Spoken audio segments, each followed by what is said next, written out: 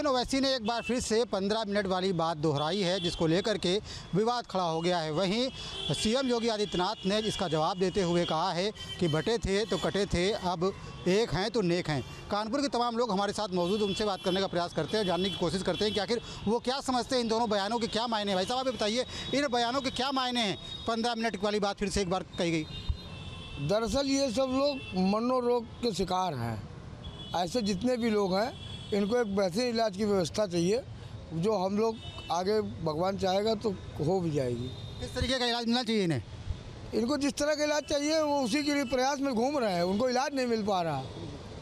बस इतनी सी समस्या है। उनका जिस दिन इलाज हो जाएगा, ये सब बयान उनके बंद हो जाएंगे। आपको क्या लगता है भाई साहब, इन बयानों के क्या मायने हैं? देखिए, ये अलगाववादी ताकतें हैं, राष्ट्र विरोधी ताकतें हैं। एक वर्ग विशेष की राजनीति करने के लिए ये इस तरह से बयान देते हैं।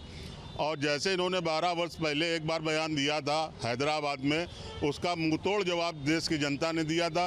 मैं तो एक सामान्य नागरिक हूँ। 12 वर्ष पहले जब इन्होंने भी ये बयान दिया तो 10 वर्ष से मोदी जी की सरकार में काबिज हैं। इस बार उन्होंने बयान दिया है तो निश्चित रूप से हम लोग आगे के 30 साल तक काबिज रहेंगे। महाराष्ट्र के चुनाव में बीजेपी को फायदा मिलेगा इसका? नहीं, महाराष्ट्र के चुनाव में ही नहीं, जहाँ जहाँ उपचुनाव और हमारे झारखंड में चुनाव हो रहा है वहाँ भी लाभ मिलेगा। अभी कानपुर सीसामऊ उपचुनाव में नसीम सोलंकी जी ने यहाँ के बड़े प्राचीन मंदिर पे जलाभिषेक किया, जिसको वो कह रहे थे कि मैंने जल चढ़ा दिया। कानपुर सीसामऊ विधानसभा के अंतर्गत कम से कम 100 मंदिर ऐसे हैं जहाँ पे मुसलमान काबिज है। कहीं उसने अपनी बिरयानी की दुकान खोल रखी है, कहीं पंचर की दुकान। पहले उन मंदिरों का जीर्णोद्धार करावें, वहाँ पे हिंदू आस्था को जगाएं, तब वो हमारे घर के अंदर जो प्राचीन मंदिर है बाबा बलखंडेश्वर, तब वहाँ पर आके जल चढ़ावें, तब मैं मानूंगा कि उनका जुड़ाव सनातन की ओर है। मतलब आप बताइए, जिस तरीके से अकबरुद्दीन ओवैसी का बयान सामने आया, उन्होंने कहा कि 15 मिनट वाली बात, 15 मिनट अभी बाकी हैं, यानी उनका इशारा कहीं 15 मिनट पुराना वाला था, 12 साल पहले वाला। वहीं योगी जी ने जवाब देते हुए कहा है कि अब एक है नेक हैं, यानी जो पहले उन्होंने कहा था बटेंगे तो कटेंगे। तो क्या लगता है आपको? देखिए, मैं आपके इस सवाल का जवाब दूँ उससे पहले मेरा निवेदन आप मीडिया के लोगों से है कि जिसको मुसलमान अपना नेता नहीं मान रहा है, उसको आप क्यों हाईलाइट करते हो? अगर ओवैसी जी को मुसलमान ने अपना नेता माना होता तो आज उनके हिंदुस्तान में 50 सांसद होते। एक वो हैदराबाद की सीट लिए बैठे हैं, मुसलमानों का नेता बनने का कोशिश करते हैं, मुसलमान उन्हें खुद ही नहीं मान रहा। और देखिए, मैं तो बहुत धन्यवाद देना चाहता हूँ हिंदुस्तान के मुसलमानों का, खास करके परिप्रेक्ष्य में आप देखिए, जितने भी पार्टियों का वो समर्थन करते हैं भाजपा के अगेंस्ट, उसमें तो कोई भी एक मुसलमान नहीं है। चाहे बंगाल में ममता बनर्जी का, चाहे उत्तर प्रदेश में वो करें तो अखिलेश यादव का, बिहार में करें तो लालू यादव के लड़के तेजस्वी यादव का, एमपी में करें तो कांग्रेस का, दिल्ली में करें तो केजरीवाल का, कर्नाटक में करें तो कांग्रेस का, हिमाचल में करें तो कांग्रेस का। एक भी नेता मुसलमान नहीं है और एक भी पार्टी मुस्लिम नहीं है। तो मेरा तो ये मानना है कि ओवैसी के बयानों को जब उनका वर्ग ही गंभीरता से नहीं ले रहा है तो साहब हमें तो उन्हें बिल्कुल पूछना ही नहीं चाहिए। मेरा योगी जी कह रहे हैं कि एक हैं तो नेक हैं। अब देखिए, ये मैं मानता हूँ कि ये जो वाक्य है, ये हिंदुओं के लिए सदी का सबसे बड़ा वाक्य है। 1947 से आप हमारे अगर कत्ले आम का दृश्य देखिए और अगर अभी बांग्लादेश तक आ जाइए तो शायद हिंदुओं के लिए अपनी आंख का कीचड़ निकालने के लिए इससे बड़ा वाक्य नहीं हो सकता है। अब ये सीसामऊ विधानसभा उपचुनाव उस वाक्य के बाद हिंदुओं की परीक्षा है कि अगर अब भी एक नहीं होंगे तो आने वाले समय में भाईचारे के नारे के अंतर्गत चारा बना के काटे जाओगे। इन दोनों बयानों को क्या क्लब करके देखा जा सकता है? जैसे कहा 15 मिनट वाली बात कही, उसके बाद कहा जा रहा है बटोगे तो कटोगे, एक रहोगे तो नेक रहोगे। देखिए, ओवैसुद्दीन अपने नाम के आगे बैरिस्टर लगाते हैं और बैरिस्टर होने के नाते उन्हें इतनी तो समझ होनी चाहिए कि मोदी और योगी का देश है, संविधान से देश चलता है और लॉ एंड ऑर्डर से देश चलता है।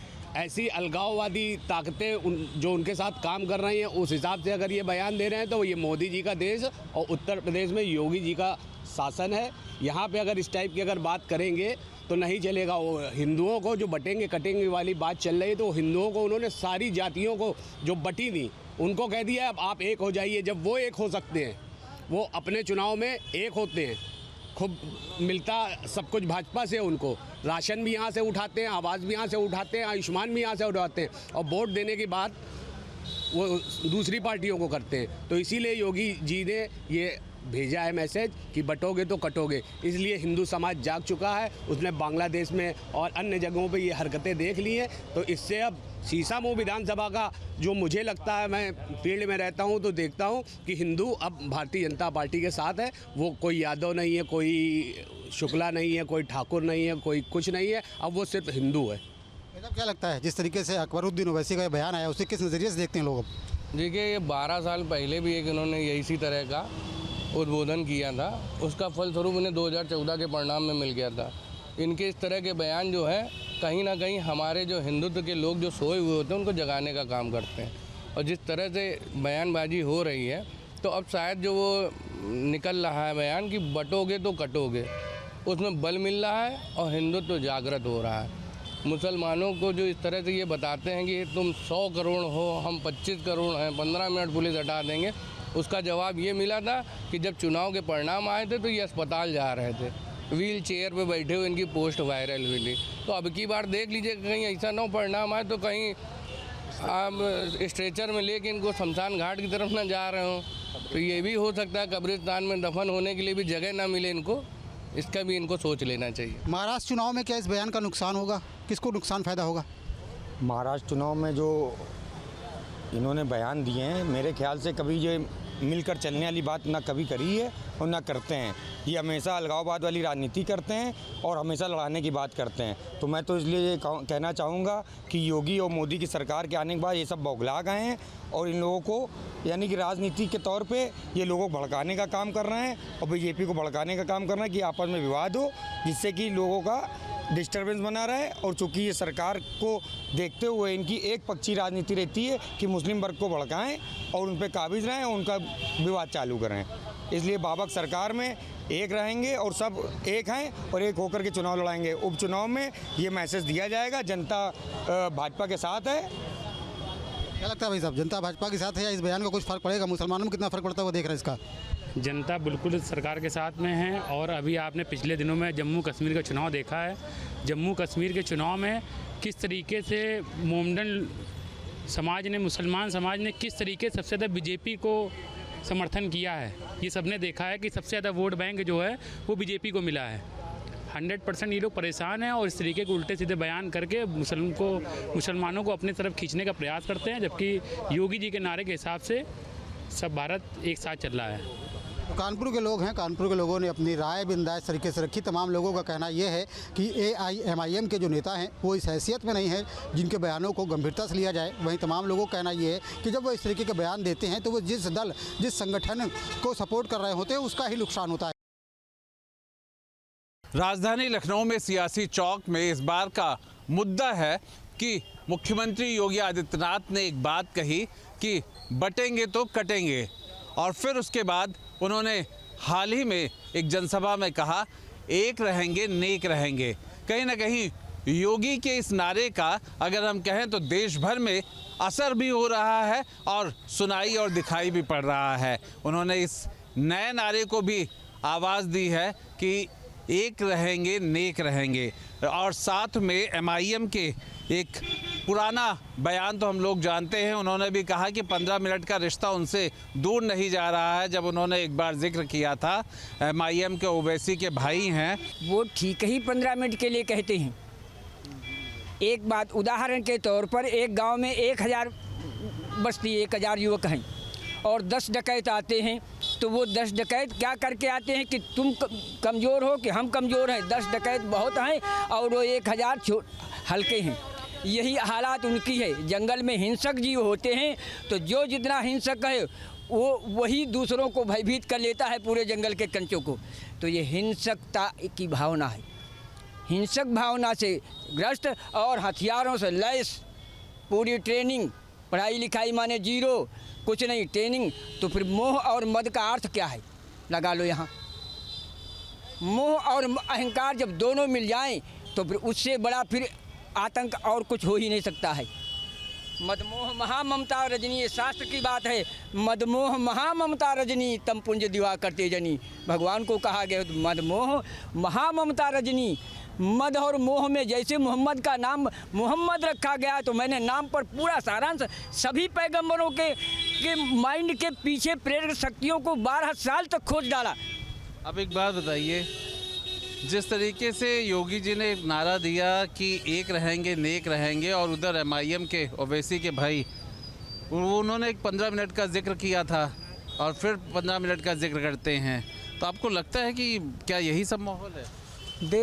देखिए, भारतीय जनता पार्टी या असदुद्दीन ओवैसी की पार्टी देश में नफरत फैला रही है।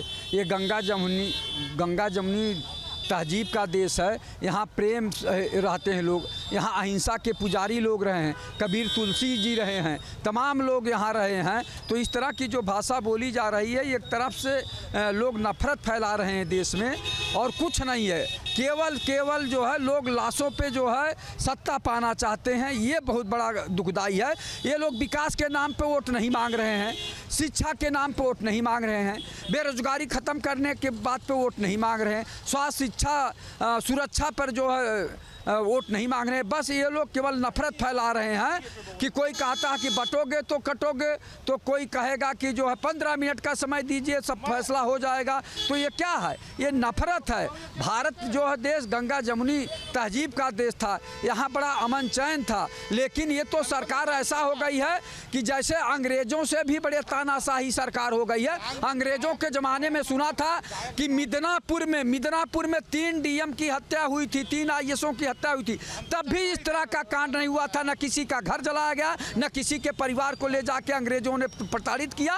और आज क्या हो रहा है? आज आप देख रहे हैं कि संत मुख्यमंत्री हैं, उसके बाद भी इनकी भाषा शैली कैसा निकलती है, ये जनता देख रही है। क्या दिक्कत है इसमें? एक रहेंगे नेक रहेंगे या बटेंगे तो कटेंगे? आपको क्या दिक्कत है? दिक्कत हमें कोई नहीं है। आपको फिर क्या आपत्ति लगती है? अब आपत्ति लगती है देश में,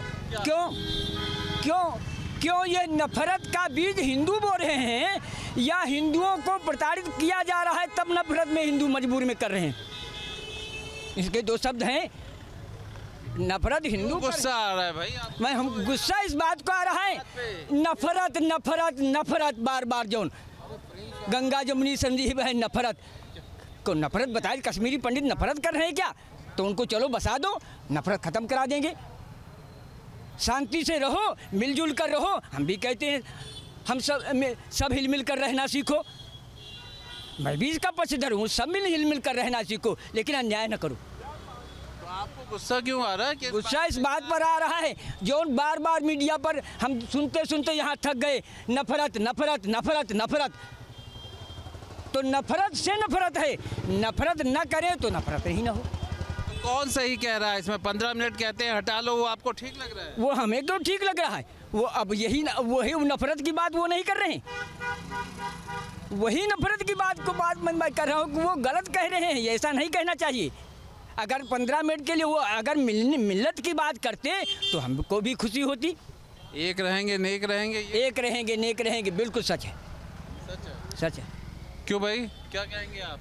हाँ, देखिए, इंग्लिश में कहावत है कि somebody is started, somebody is end। तो ये जो इस समय आग धधक रही है, चाहे वो मजहबी हो, चाहे वो फाइनेंशियली हो।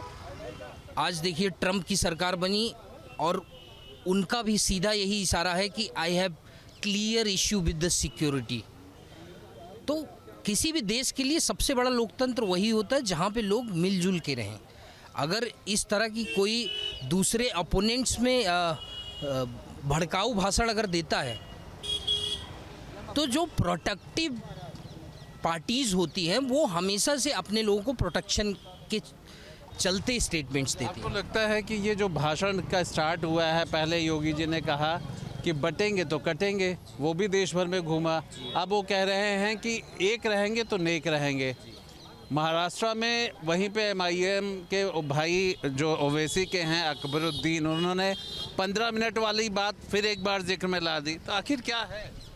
देखिए, मुझे तो लग रहा है कि ये एक देश का माहौल ख़राब करने की कोशिश की जा रही है, वो चाहे किसी भी तरफ से हो। क्योंकि देखिए, मैं सीधी बात करता हूँ, मुझे किसी का कोई वैसा क्या कहते हैं थ्रेट सेक्शन नहीं है कि सपोज़ करिए कि किसी तरह का कुछ हो गया, तो आफ्टर ऑल हार्म्स तो सभी को होगा, और जब हार्म्स होंगे तो उसके जो दुष्परिणाम होंगे या फिर हमारी आने वाली नस्लों के लिए जो एक रिवेंज किलिंग सिस्टम होगा, ये समाज में नहीं होना चाहिए। समाज में नहीं होना चाहिए। इसी सब बात को तो लेकर के पहुंचे आप लोगों ने। तो ठीक ठाक राजनीति देखी है, भाषणों के इस दौर को क्या कहेंगे? ऐसा है, लोग अपने स्तर से अपना नाम कुछ ऊट पटांग बोल करके चर्चा में लाना चाहते हैं। और हमारे यहाँ एक किसी गायक ने गाया है, नफरत नहीं सिखाता आपस में बैर रखना। आप उसको लेंगे तो हम तो चाहते हैं कि न कोई कटे न कोटे कोई मरे। कटे मरे की तो राजनीति भारतीय जनता पार्टी कर रही है। दंगा फसाद जब जनसंघ थी, मैं भाजपा की बात नहीं कर रहा हूँ, भाजपा जब बनी है ठीक है, मैं सीधे सीधे जा रहा हूँ उस लाइन पर जो आप चर्चा करना चाहते हैं, कटे और सवाल हमारे देश का बड़ा अजीब है। जब मटे कटे कौन करता था? जनसंघ करती थी। इनकी एक शाखा युवा, जनसंघ की एक शाखा युवा रहती थी, वो छात्र संघ में चुनाव लड़ने का काम करती थी। उसका नारा क्या था? अभी मैं नारा बता रहा हूँ। उनका नारा था वसुधैव कुटुंबकम, पहला। दूसरा नारा था अनेकता में एकता, परिषद की विशेषता। शायद आप यदि पढ़ रहे होंगे तो ये सब, हाँ। तो आज ये खाई कहाँ से चली आई, किसके द्वारा चली आई? राय साहब, इतना सब कुछ आप सुन रहे हैं, सवाल पूछने की जरूरत ही नहीं है। आप बताइए क्या राय रखते हैं? देखिए साहब, हमको जो लगता है, आपका चूँकि डिबेट हम समझ रहे हैं, सारे वक्ताओं ने अपना ओपिनियन रखा है। आपका एक रहेंगे, अनेक रहेंगे, एक रहेंगे, बटेंगे तो कटेंगे। किसी ने कहा कि 15 मिनट का इजाज़त दे दीजिए। मुझे लगता है कि दंगा फसाद फिरका परस्ती की जोश ने लगता है बुज़दिलों को बहादुर बना दिया। इनका कोई मतलब नहीं। ये बटेंगे कटेंगे, एक रहेंगे अनेक रहेंगे, 15 मिनट में बता देंगे। आप भी जानते हैं 15 मिनट में कौन क्या बता सकता है। एक रहेंगे अनेक रहेंगे, भाई अनेकता में अगर एकता की बात करते हैं तो अच्छी बात है। बटेंगे तो कटेंगे, भाई कौन बट रहा है कौन कट रहा है। एक कह रहा है कि साहब 15 मिनट में इजाज़त दे दीजिए। मैं दुनिया के इतिहास, दुनिया के नक्शे से एक रहेंगे नेक रहेंगे, ये भी कहा है। एक रहेंगे नेक रहेंगे तो एक हैं, एक थे, एक हैं और एक रहेंगे। इसीलिए आपको मुख्यमंत्री बनाया गया, इसीलिए आपको प्रधानमंत्री बनाया गया, इसीलिए आपका सरकार बनाई गई, इसीलिए आपको MP MLA मिनिस्टर बनाया गया। तो हम तो एक जब थे तो आपको अपनी भाग्य विधाता की कुर्सी सौंप दिया। अब जब आप कुर्सी पर विराजमान हैं, जब आप वर्तमान विधा में अगर जनतंत्र को सुरक्षित रखने की बात करते हैं, संविधान को कायम रखने की बात करते हैं, समाज का सृजन करने की बात रखते हैं, बच्चों का भविष्य निर्माण की बात करते हैं, बच्चों के लिए सुनहरा शिक्षा संस्थान का बात करते हैं, तो मुझे नहीं लगता कि यहाँ अनेकता में एकता ढूंढना चाहिए और यहाँ 15 मिनट में एक दूसरे को बताने वाला चाहिए। इनका वो वोट का मुद्दा है साहब, इनका वोट का मुद्दा है। अगर ये इनको ये लगता है कि हम देश के विधा में जो जनता को धोखा देने वाला पैटर्न है, जो धोखा देने का फार्मूला है, जो संविधान को ब्लैकमेल करने का फार्मूला है, वही को मैं अमल करूंगा। अमल से जिंदगी होती है, जन्नत भी जहन्नुम भी। वो खाकी अपने फितरत में न नूरी है न नारी है। ये कुछ नहीं है, ये बकवास है। इन लोगों का केवल वोट अर्जन करने के लिए, देश को ब्लैकमेल करने के लिए, देश की एकता को खंडित करने के लिए ऐसे ऐसे फार्मूला ढूंढ कर ला करके आम जनता के बीच रखना चाहते हैं कि इनके नापाक आग में देश की विधा, देश का सद्भाव, देश की एकता जलती रहे। आप क्या बोलना चाह रहे थे? सत्ता के लिए ही ये सब नारे गढ़े जाते हैं? ये सब कुछ सत्ता के लिए हो रहा है। देश संविधान से चलना चाहिए और जो भी लोग बोल रहे हैं उनके ऊपर मुकदमा होना चाहिए। देश के प्रधानमंत्री जी अभी कहीं कि रोटी छीन लेंगे, बेटी छीन लेंगे, माटी छीन लेंगे। देश के प्रधानमंत्री जी ये बोल रहे हैं, लेकिन देश को संविधान से चलाना। बिल्कुल जवाब देंगे। नफरत की बात, नफरत नफरत से ही टलती है, गोली गोली से ही का जवाब मिलता है। अगर नफरत न बोई जाए तो नफरत नहीं होगी, अगर नफरत बोई जाएगी तो नफरत उससे ज़्यादा बढ़कर होगी। मैं सपोर्ट करता हूँ इनके स्टेटमेंट को, मैं सपोर्ट करता हूँ 100%। जो भाषणों का दौर चल रहा है उन सब के उस पर क्या कहना है? मेरा इन जो दौर आज चल रहा है, खासतौर पे नारे या ये उन शब्दों से जिससे कि नफरत या और भाईचारा बिगड़ जाए, इससे मैं काफ़ी आहत दुखी हूँ। क्योंकि चुनाव हो या कुछ भी, कोई भी दल हो, उसे अपने मुद्दों को बताना चाहिए। देश के विकास, नौजवानों के हित में, गरीबों और सभी के हित में बात होनी चाहिए। आज जब केवल रंग देवताओं तक नहीं छोड़ा जा रहा है और सांप्रदायिक रंग में रंग करके कहीं बटेंगे कहीं कटेंगे, तो इसमें देखिए इस नारे में भी है। आप बहुत, मैं आपका बड़ा सम्मान करता हूँ, आप बहुत अच्छे पत्रकार हैं, चौथे स्तंभ। इनके शब्द में भी ही आता है कि बटेंगे तो कटेंगे, तो अभी बटे नहीं हैं, तो बटेंगे तो कटेंगे, तो अभी बटे नहीं। आपत्ति क्या है? वो एक बात ही तो कह रहे हैं कि मत बटिए, एक रहिए, तो कुछ अलग आपको अर्थ लगता है क्या इसका भावार्थ कुछ? तो इसमें ये है कौन बट रहा है, नहीं, इस पे ये है कि कौन ना बटे, उसको तो भी क्लियर करें। जैसे कई जगह लिखा होता है कि सावधान आगे। हाँ, सही है। तो जहाँ रास्ता खराब है, आप अपनी मानसिकता से उसको अलग सोच नहीं, मानसिकता नहीं, आप वो वैसे नारा ही मानसिकता अलग बताने वाला नारा है। अच्छा। ये लय से निकला, आप उसकी मंशा पढ़ रहे हैं, उनसे मंशा ये पढ़ रहे हैं कि अब अयोध्या का मंशा नहीं पूरा हुआ तो बटेंगे कटेंगे का मंशा चल रहा है। अब बीफ कंपनी का जब कैसे ध्यान भुलाया जाए कि गोमांस का निर्यात देश में सबसे ज़्यादा बढ़ गया है इस राज्य में, तो उसको कैसे भुलवाया जाए, तो पटेंगे कटेंगे। सभी लोगों से बात हो गई है लगभग। आप भी कुछ बोल रहे थे? जी, हम ये बोल रहे थे, अभी बनारस में कल घटना हुई, 5 लोगों की हत्या की गई है, उस पर पुलिस प्रशासन ने इस नारे का उससे क्या लेना देना है? अरे नारे से क्या मतलब है, प्रशासन देखना चाहिए ना चीज़। और जो ट्रम्प की बात हो रही है, ट्रम्प जीत रहा है, भाजपा वाले मिठाई बांट रहे हैं, उसका क्या अर्थ है? हमारे भारतीय नारी जो है उसका समर्थन करना चाहिए ना। ये ट्रम्प की बात कर रहे हैं भाजपा वाले। अच्छा, ये खराब काम है। हमारी भारतीय नारी हारी हुई है, तो उसका शाबाशी करना चाहिए। 277 राष्ट्रीय मसला ले गए हम गए हैं सर। राष्ट्रीय मसला बताइए, ये वहाँ की जब नारी इधर आके खड़ी थी तो इन लोगों ने बेइज्जती कर दी।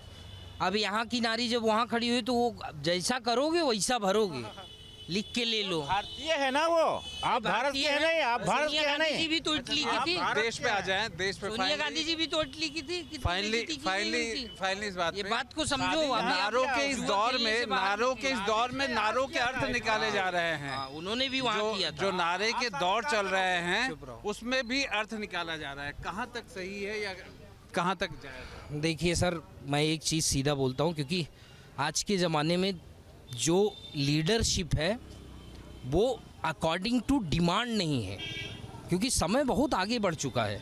अगर हम इन चीज़ों में अटके रहेंगे तो एक दिन ऐसा आएगा हमारे पास खाने के लिए कुछ नहीं रहेंगे। तो सेम लाइक पाकिस्तान, तो कभी भी इन सब जद्दोजहद में नहीं जाना है। हमने एक प्रोग्रेसिव थिंकिंग रखनी है और डेमोक्रेसिव थिंकिंग रखनी है। जय संविधान। हम आपको लखनऊ के लोगों की बातें बता रहे थे। कई ऐसे थे जो राजनीति से संबंध रखते हैं, कई ऐसे थे जो आम जनमानस की तरह हैं, और कई ऐसे थे जो रोज़मर्रा की ज़िंदगी जीते हैं। और उन सबको आपने सुना कि नारों के बीच में नारों का अर्थ क्या होता है, उसका ज़मीन पर क्या मीनिंग है, या फिर जनता उसे कितना समझ रही है। वीडियो जर्नलिस्ट सूफी खान के साथ आलोक पांडे, न्यूज़ स्टेट, लखनऊ।